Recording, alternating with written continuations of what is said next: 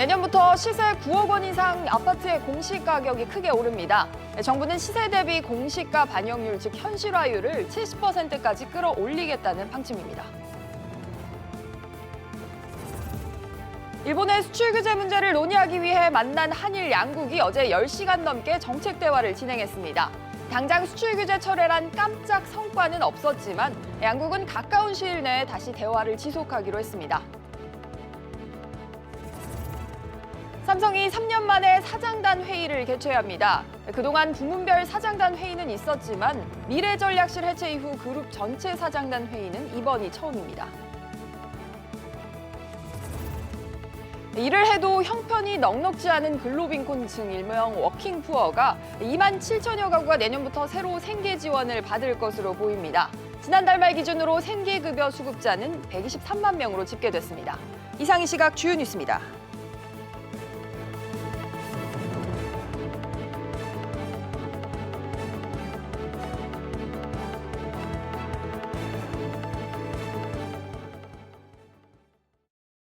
시청자 여러분 안녕하십니까? 백브리핑 시시각각 시작합니다.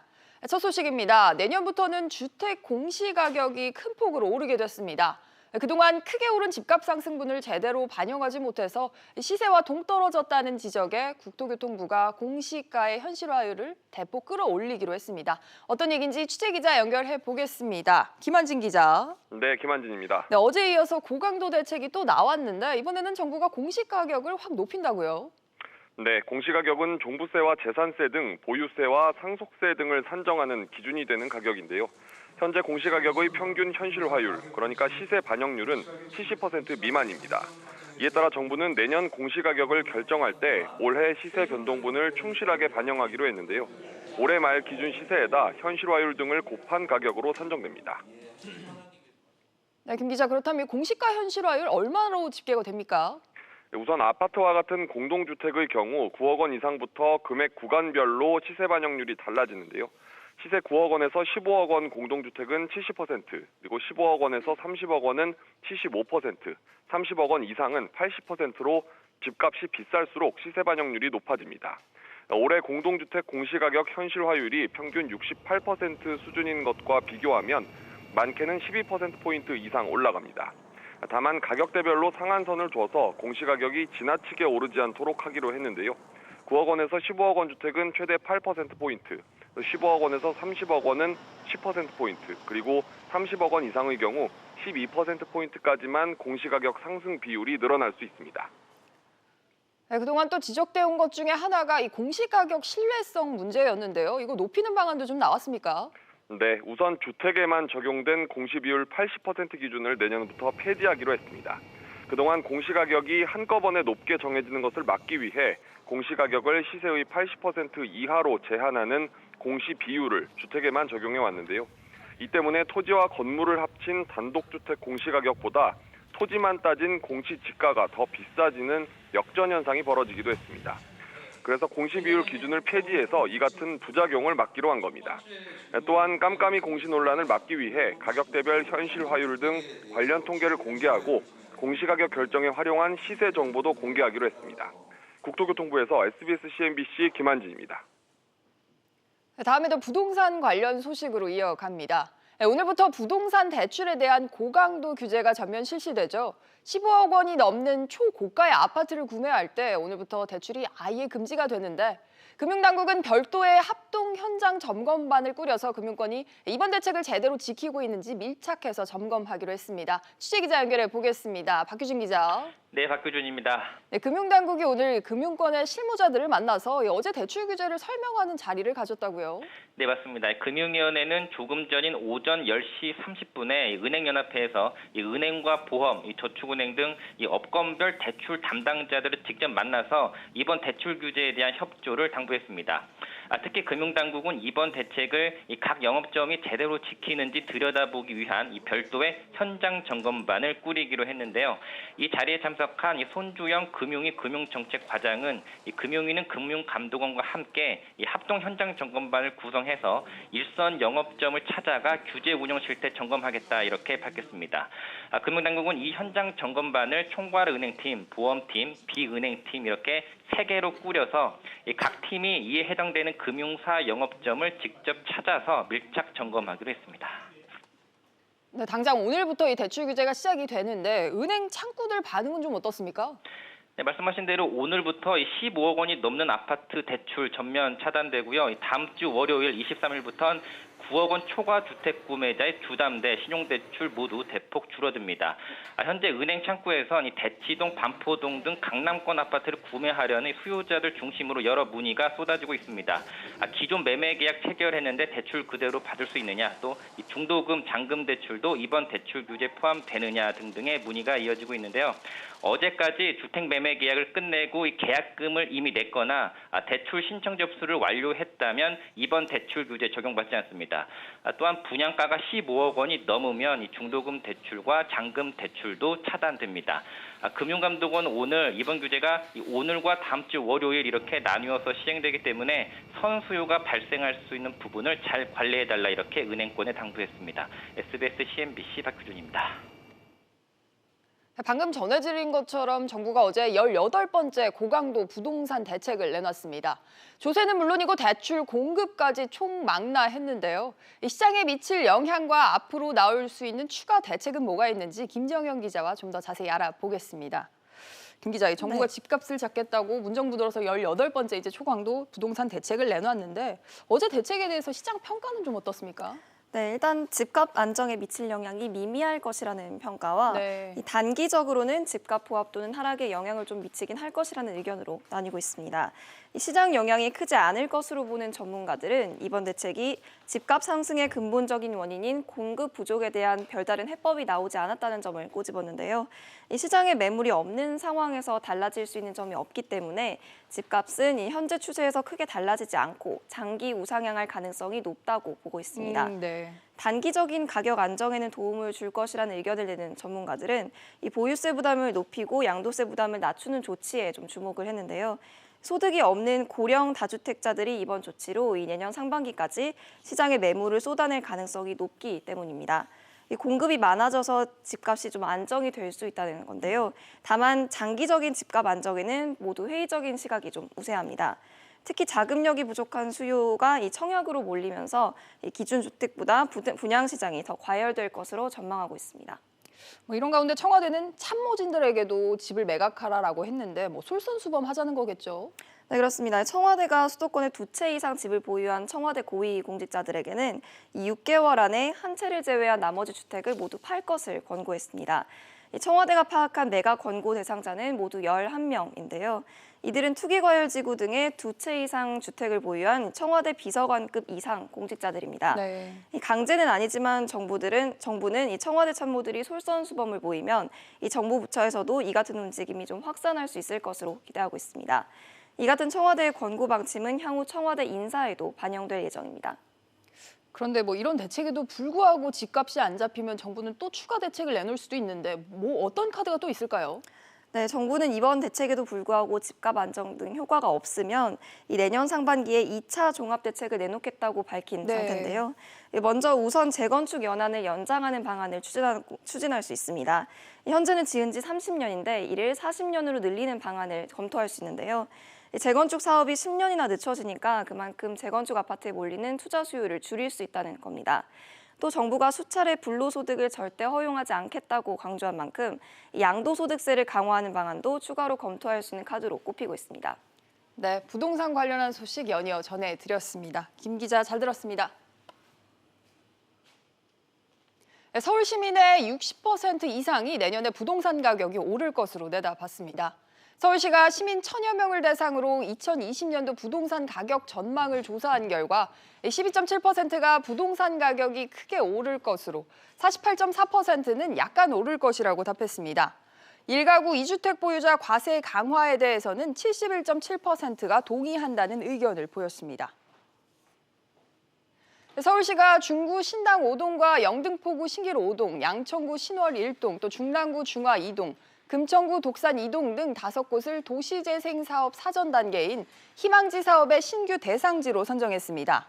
중구 신당 5동은 노후화된 주거 지역과 또 상권 혼재 지역으로 도시재생의 효과가 기대되는 점이 우수하게 평가됐고, 중랑구 중화 2동은 활성화 지역과 연계해 동단위 도시재생 거버넌스 구축의 효과가 기대된다고 서울시는 설명했습니다. 이 지역들의 최종 선정 여부는 희망지 사업 종료 이후에 평가를 거쳐 결정됩니다. 다음 소식입니다. 3년 만에 어제 일본 도쿄에서 열린 한일 간 수출관리 정책 대화가 마무리됐습니다. 약 10시간의 대화에도 불구하고 구체적인 결론을 내지는 못했는데요. 관련해서 취재기자 연결해보겠습니다. 오정인 기자. 네, 오정인입니다. 네, 어제 정책 대화가 10시간 가까이, 10시간을 넘겨서 일어났는데 결과는 좀 어떻게 나왔습니까?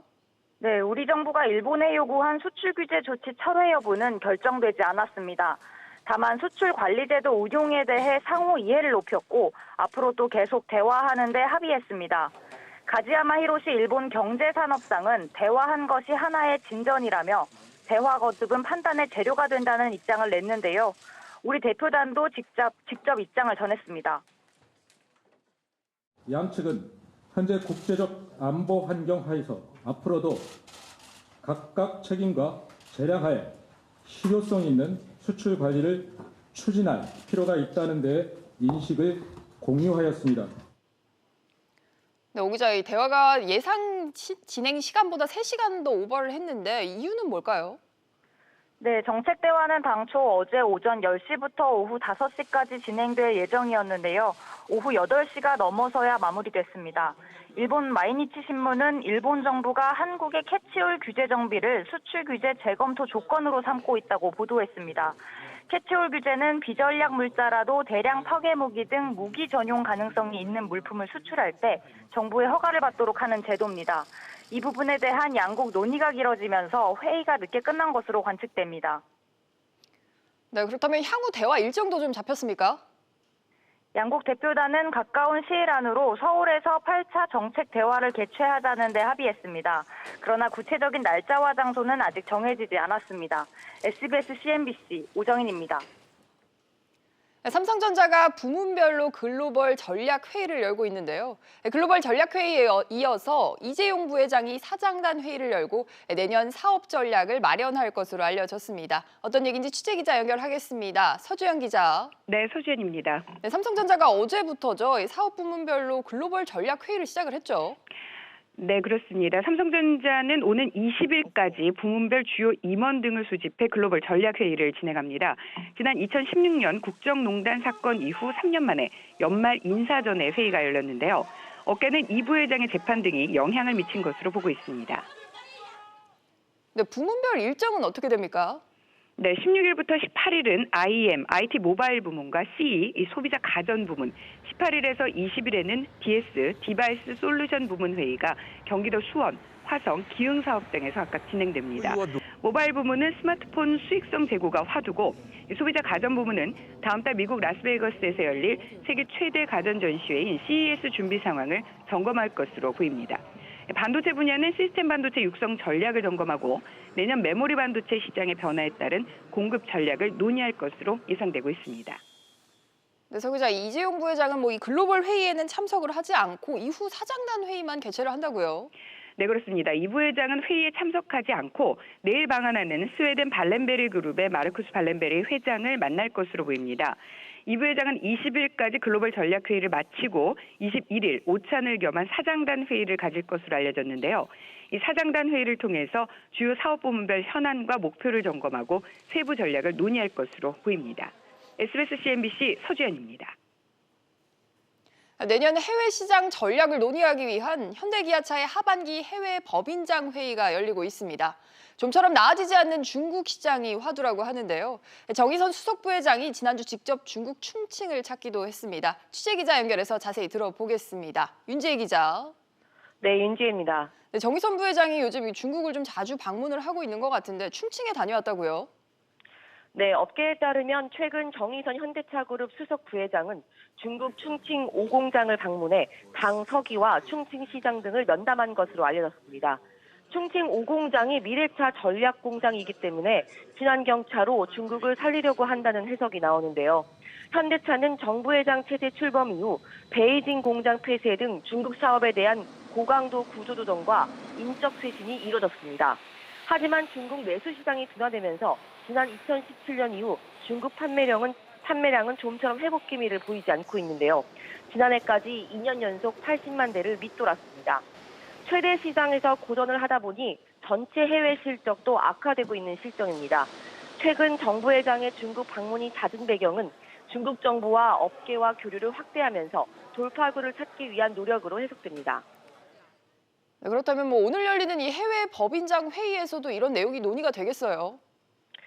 네, 현대차의 해외 법인장 회의는 1년에 상반기와 하반기 두 차례 열리는데요. 하반기 회의에서는 다음해 세계 사업 계획을 결정하는 자리입니다. 어제 시작된 올해 회의는 오늘까지 서울 양재동 현대차 본사에서 열리고 있습니다. 각 권역별 본부장과 판매 생산 법인장 등이 거점별 시장 동향과 판매 전략을 집중 점검하고 현안을 보고하는 자리입니다. 네, 윤 기자, 현대기아차의 내년 해외 시장 전략도 함께 전해주시죠. 네, 일단 북미 시장에서는 스포츠 유틸리티 차량 공세를 이어갈 전망입니다. 올해 미국에서 현대기아차의 SUV 판매 비중은 처음으로 50%를 넘으면서 역대 최고를 기록했습니다. 유럽과 인도네시아 등에서 친환경차 라인업도 늘릴 예정인데요. 특히 프리미엄 브랜드인 제네시스의 중국 시장 진출도 검토할 걸로 보입니다. SBS CNBC 윤지입니다. 다음은 유통업계 소식입니다. GS25가 CU를 제치고 편의점 매장 수 기준으로 업계 1위에 올랐습니다. 이게 무려 20년 만이라고 하는데요. 취재기자 연결해서 자세히 들어보겠습니다. 장지연 기자. 네, 장지연입니다. 지금 각사별로 보면 점포 수는 좀 어떻게 됩니까? 네, 지난달 말 기준으로 GS25는 13,899개, CU는 13,820개로 각각 집계됐습니다. 세븐일레븐은 15,000개로 뒤를 이었습니다. CU는 2002년부터 줄곧 점포수 선두를 지켜왔지만 17년 만에 GS25의 1위 자리를 넘겨주게 됐습니다. GS25는 올해부터 가맹점주의 수익률을 업계 평균인 65%보다 8%포인트 더 높게 책정했는데요. 이 때문에 올해 GS25의 가맹 희망자 문의는 32%, GS25로 브랜드 전환을 한 점포는 2배 증가했습니다. 아울러 점포 7,000개를 대상으로 리노베이션 작업을 진행했는데 덕분에 해당 점포는 매출이 20% 늘었다고 GS25는 설명했습니다. 그런데 편의점 업계 경쟁하면 상당히 치열한 분야 중 하나로 꼽히죠. 이렇게 GS25의 1위 유지 앞으로 계속 지속될 수 있을까요? 장담할 수 없습니다. 앞으로 가맹점 확보를 위한 경쟁이 치열하게 전개될 것으로 보이기 때문입니다. 일반적으로 가맹점과 본사는 5년 단위로 계약을 맺습니다. 특히 지난 2015년부터 2017년까지 편의점 가맹 계약이 급증했는데 이 기간 동안 생긴 편의점만 1,804개입니다. 내년부터 계약 만료가 되는 편의점이 속출하게 되는 건데요. 근접 출점을 제한하자는 편의점 자유규약과 최저임금 인상으로 신규 출점이 예전만큼 쉽지 않기 때문에 이들을 잡기 위한 업체들의 치열한 경쟁이 예상됩니다. SBS CNBC 장지연입니다. 지난 14일 숙환으로 별세한 구자경 LG그룹 명예회장의 발인이 오늘 아침 서울의 한 대형 병원에서 간소하게 엄수됐습니다. 발인식은 상주인 구본능 희성그룹 회장과 손자인 구광모 LG 대표 등 유가족과 범 LG가 기업이 참여한 가운데 연결식 없이 비공개로 진행됐습니다. 고인의 시신은 화장된 뒤 경기도 모처에 안장될 예정입니다. 대기업과 중소기업 사이 가장 흔한 갑질로 꼽히는 이 납품단가 후려치기에 중소기업중앙회가 소위 흑기사로 나서기로 했습니다. 여기에 노동단체와도 손을 잡아서 대기업 갑질에 대한 연대를 강화한다는 계획입니다. 강산 기자가 보도합니다. 중소납품업체 입장에서는 거래처인 대기업과의 납품 단가 협상은 언제나 버거운 일입니다.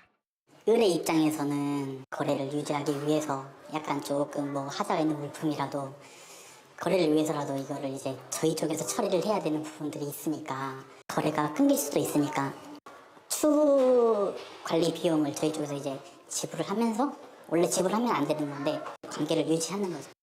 이런 중소기업과 대기업의 불공정한 거래 관행이 한결 개선될 것으로 보입니다. 당정청은 납품가 후려치기 등 대기업의 불공정 거래 관행을 개선하기 위한 대책을 내놨습니다.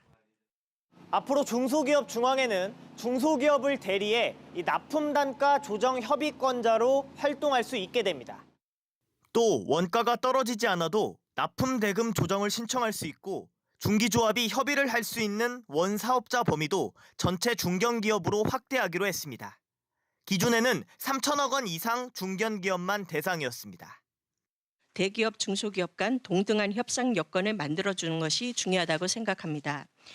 납품대금 조정 신청권 확대나 중소기업 단체의 교섭력 강화는 협상력 제고를 위해 유용한 수단이 될 것입니다. 대기업 갑질 근절을 위해 사용자 단체와 노동단체도 손을 잡았습니다. 중기중앙회와 한국노총은 공동 태스크포스와 신고센터를 설치하고 불공정 거래를 막기 위한 공동 연구를 진행하기로 했습니다.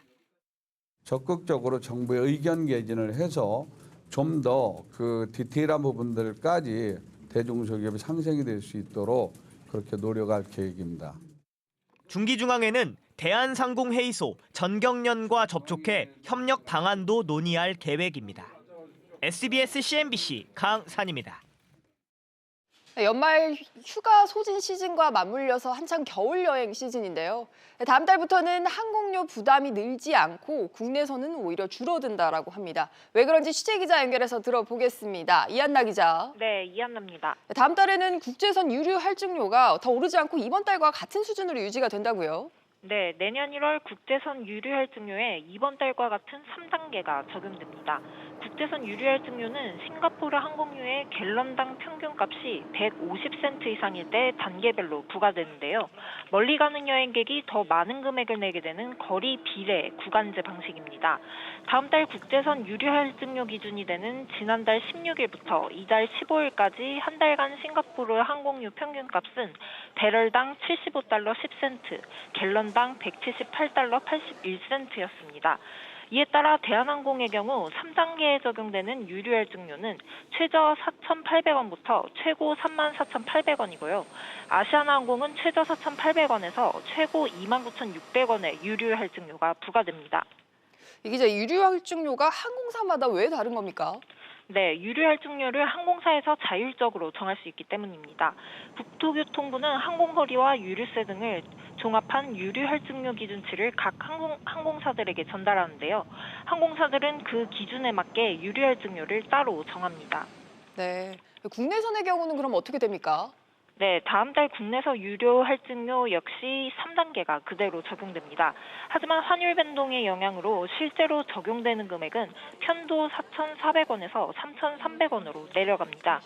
기준이 된 지난달 싱가포르 항공유 평균값은 배럴당 74달러 84센트, 갤런당 178달러 20센트였습니다. SBS CNBC 이한나입니다.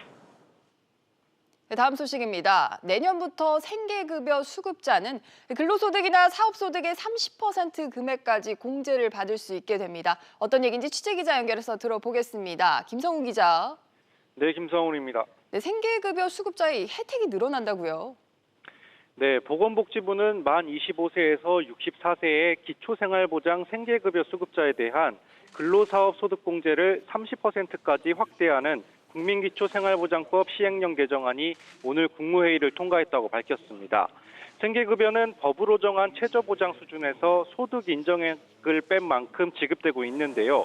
기존 10%였던 소득 공제율이 30%로 높아져 생계급여가 더 늘어난다는 게 복지부의 설명입니다. 개정안은 또 생계급여 수급자 공제 대상을 기존 장애인과 노인, 청년 등 특정 계층에서 25세에서 64세의 근로 연령층으로 확대했습니다.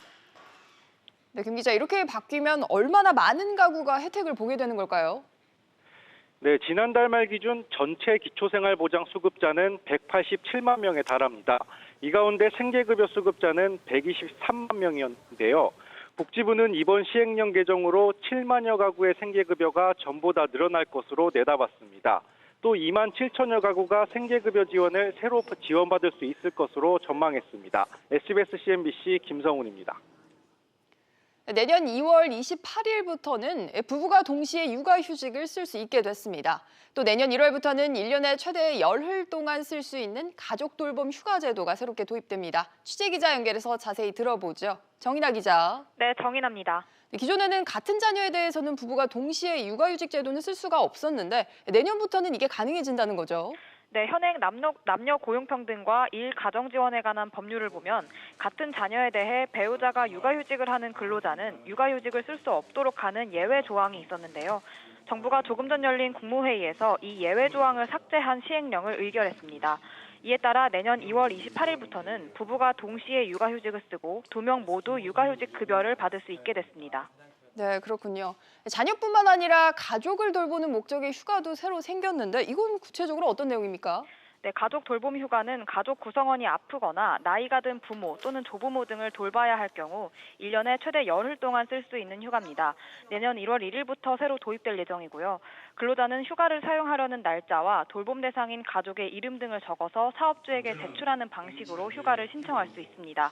이 밖에도 농어촌에서 계절에 따라 부족한 인력을 충원할 수 있도록 외국인 근로자에 대한 계절 근로 체류 자격을 새로 만드는 내용의 시행령도 이번 국무회의에서 의결됐습니다. SBS CNBC 정인아입니다. 오는 2022년부터 15세에서 64세 경제활동 인구가 줄어들고 이후 감소폭이 해마다 확대될 전망입니다.